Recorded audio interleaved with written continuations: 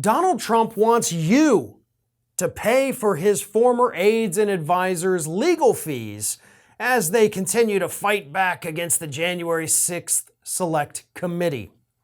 See, Donald Trump, in spite of the fact that he is still sitting on a massive war chest, which he is raising through his political action committees, and in spite of the fact of being, according to him, worth $10 billion, he doesn't want to pay any of the bills for all of his former people who are now in a lot of legal trouble for, working for him during the Capitol riot.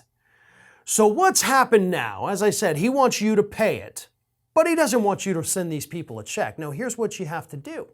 Donald Trump has been in communications with Matt Schlapp, his good friend.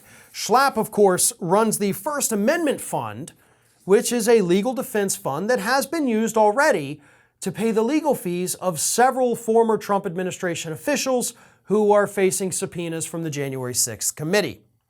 And according to Schlapp, he's having these phone calls with Donald Trump. They're working out the so-called criteria on who gets legal aid and who does not. And that's how he wants you to fund it, because you can, of course, give money to this First Amendment Fund. And that money will then, after careful deliberations, go to people who worked for Donald Trump who have mounting legal bills because of the Select Committee. But that's just the surface story, right? Donald Trump doesn't want to pay. He would rather you go donate and you pay yourself. But there's a reason Donald Trump doesn't want to pay, other than he doesn't like to spend money on things that he gets no benefit from. He is attempting to avoid any potential conflict of interest in directly paying for these individuals' legal fees. Because, of course, if they're about to go in front of the committee and Donald Trump says, oh, by the way, before you go in there and talk to these folks, I just want you to know I've covered all your legal bills. So you got nothing to worry about. Nudge, nudge, wink, wink type situation. He has to avoid that because that absolutely could be viewed, depending on the lawyer who wanted to prosecute it, as witness tampering, as bribery. So he can't do that. But he also wants to make sure, as does Matt Schlapp, I'm sure, even though he said the opposite, want to make sure that nobody who's cooperating with the committee views it as legitimate is getting any money.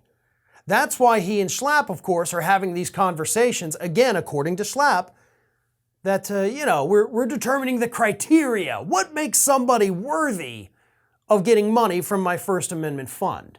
And again, Schlapp totally insists that cooperation with the committee does not matter.